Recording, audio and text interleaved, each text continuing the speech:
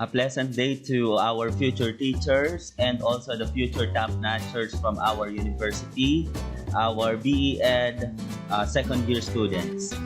Today, we'll be dealing already with our lesson on EED4 or the teaching mathematics in the primary grades. Um, Today, let me welcome you into the journey to the world of mathematics. So for the Unit 1, we'll be having the foundations of mathematics, mathematics teaching and learning. But before that, please allow me to read to you our objectives. At the end of the unit, you, the students, will be able to, number 1, explain the nature of mathematics as a subject. Number 2, enumerate the aims of mathematics in education. And number 3, analyze comprehensively the mathematics K-12 curriculum framework. So we all know that mathematics introduces children to skills that are vital to their everyday life. And we know that most of our students think that mathematics is the hardest subject. But with the help of you, our future teachers, let us change that idea to our future students that mathematics is the hardest one, because that is not true. Mathematics is the most enjoyable one and the easiest one. Okay? So mathematics of all the subjects, like what I've said, is considered by almost everybody to be the most difficult subject. However, in this unit, I will be providing you a clear picture of the nature and goals of mathematics to education, especially at the primary level. In the sense, the fear to get the subject may change to the enjoyment of taking the subject. And in the same manner, the K-12 curriculum framework created by the Department of Education is highly emphasized in this unit to guide you, future teachers, on the theories, competencies, and depths when teaching mathematics in primary level. So let's start with the nature of mathematics according to the National Council of the Philippines.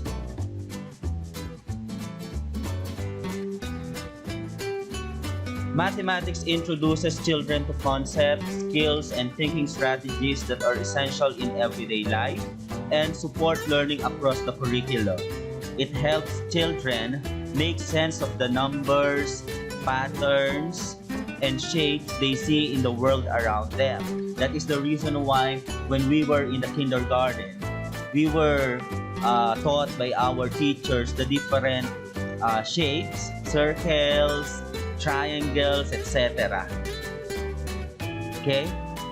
And as their confidence grows, our students, your future students, they look for patterns, use logical reasoning, suggest solutions, and try out different approaches to problems.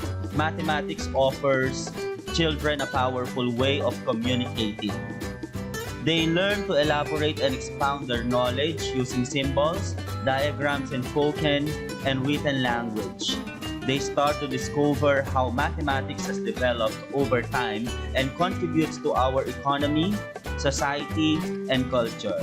Studying mathematics stimulates curiosity, fosters creativity, and equips children with the skills they need in life beyond school. So the first one, mathematics, it is the study of patterns and relationships. How? How do we say that? Because mathematics concepts are interconnected from one another. So your learning from kindergarten is connected or interrelated to what you have to learn in the grade 1. And in the Department of Education, we have this what we call the spiral approach curriculum, wherein as time goes by, it goes bigger and deeper. Number 2, it helps students to think. Yes, of course. Even you, based on your experiences, based on our experiences, when it comes to mathematics, it really challenges our mind to think. Number three, it is an art. Mathematics is an art because mathematics is systematic and reliable. Numbers and geometric figures are beautiful. So all of those geometric figures are the ones that we are using to have beautiful architectural designs. Okay? Numbers and geometric figures can show us several patterns. You can see mathematics in different forms of arts. Some of these are tessellations, weaving and tiling, the tiles in our corridors, in our home. So all of those are products of the beauty of mathematics. By exploring the orderliness and consistency of mathematics, people acknowledge its beauty. So your outputs may be, there are lots of patterns there.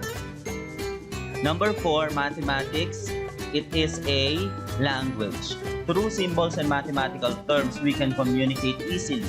For example, when we are asking the weight and length of subjects, we easily understand that using the different SI system, right? Okay. So like for example, upon looking into the two person, you may say who is taller or who is smaller. And then the last one is mathematics is a tool. Mathematics can be used in all occupations and jobs. For example, we teachers need mathematics to compute grades, to assess your outputs. Even other professionals use mathematics in their respective jobs as a tool, like the engineers, the doctors, the pharmacists, the vendors. All of these jobs needs mathematics. So these are the nature of mathematics according to the National Council of the Philippines. But how about the goals of mathematics to education according to the National Council of Teachers of Mathematics in the Philippines? So the following 5 board goals are being set. The standards for school mathematics to address the needs of students in mathematics for the 21st century. And in connection to this, teachers must help students to, number 1, values mathematics.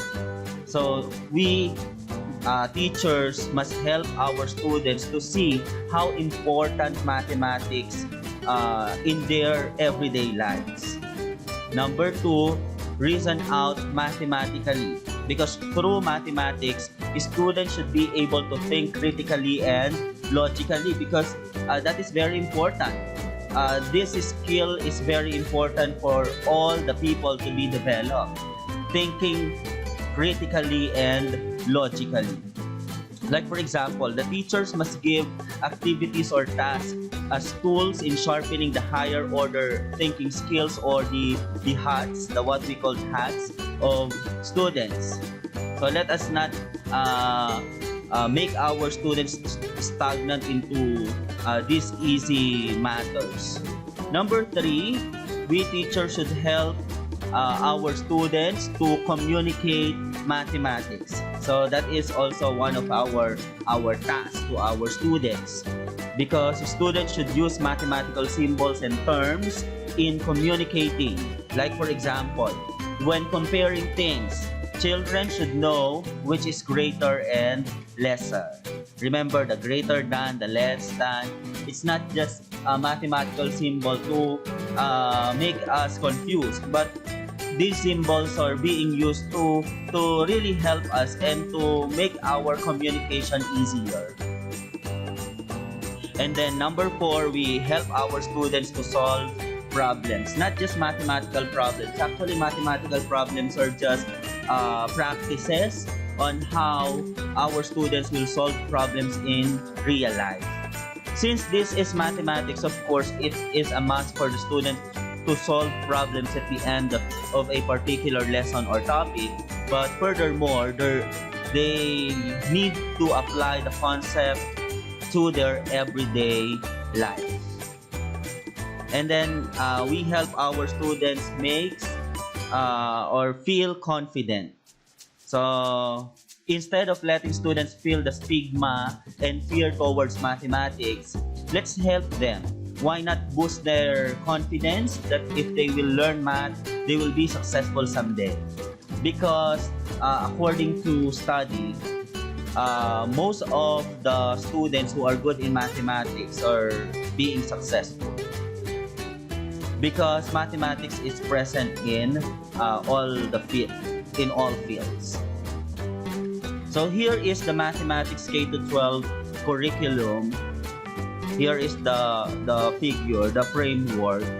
This framework was from the mathematics K-12 curriculum of the Department of Education. Since mathematics is a subject that we can apply in our daily lives because its application goes beyond the classroom and the school. Therefore, it should be taught comprehensively and deeply. So it's not ending with knowing how to add 1 to 1, which is equal to 2, but moreover, it's the deeper sense or the deeper meaning of mathematics. According to skillsyouneed.com, critical thinking and problem solving are two of the most important skills that we have to develop into our students. And critical thinking refers to the ability of a man to think clearly and rationally and to understand the logical connection between ideas. Moreover, as cited in the module entitled Learning Mathematician or Mathematics in the Primary Grades by Math Division Madison Metropolitan School District in 2006, problem solving is using a variety of strategies to solve problems. Because even in mathematics, though there is just one problem, there are lots of ways how can we solve that particular problem. And let us help our students to discover the way or his or her unique ways of solving the problem. The most important thing is he did solving the problem in a correct manner. So the 5 content areas of mathematics according to the K-12 curriculum. So these are numbers and number sense, measurement, geometry, patterns and algebra, then probability and statistics. The specific skills to be developed in mathematics. So these are the specific skills that we have to develop in mathematics. Knowing and understanding, estimating, computing and solving, visualizing and modeling, representing and communicating, conjecturing, reasoning, providing and decision making, applying and connecting. The following values and attitudes are to be honed as well. Accuracy, creativity, objectivity, perseverance, and productivity. So we recognize that the use of appropriate tools is necessary for teaching mathematics, and these include manipulative objects, measuring devices, calculators and computers, smartphones and tablets, computers and the internet. We define context as a local situation or set of conditions of Filipino learners that may influence their study and use of mathematics to develop critical thinking and problem-solving skills. Context refer to belief, environment, language, and culture that include traditions and practices, as well as the learner's prior knowledge and experiences. So the framework is supported by the following underlying principles and theories. What are those theories? We have the experiential learning, situated learning, reflective learning, constructivism, cooperative learning and discovery, and inquiry-based learning. Experiential learning, as advocated by Kevin Kolb, is learning that occurs by making sense of direct everyday experiences. Experiential learning theory defines learning as the process whereby knowledge is created through the transformation of experience. Knowledge results from the combination of grasping and transforming experience. Situated learning, theorized by Leib and Wenger, is learning in the same context in which concepts and theories are applied. While reflective learning refers to learning that is facilitated by reflective thinking, it is not enough that learners encounter real-life situation. What is more important is how do they reflect from those challenges and from those problems that they encounter in their life. So deeper learning occurs when learners are able to think about their experiences and process these, allowing them to opportunity which makes sense and derive meaning from their experience. Constructivism. It is a theory that argues that knowledge is constructed when the learner is able to draw ideas from his or her own experiences and connect them to new ideas. So that is constructivism. And cooperative learning puts a premium on active learning achieved by working with fellow learners. So group activities are very important also in mathematics because it really helps. It helps our students to develop their skills, their attitude towards working in a group. The mathematics curriculum allows the student to learn by asking relevant questions and discovering new ideas. Discovery, learning, and inquiry-based learning by Brunner support the idea that the students learn when making use of personal experiences to discover facts, relationships, and concepts. So those are the principles and theories that being used to develop the framework for mathematics curriculum. So all of this 6. If you have any more questions with regards to our discussion for Unit 1, please feel free to post it in our group chat. Once again, thank you very much. God bless and keep safe always.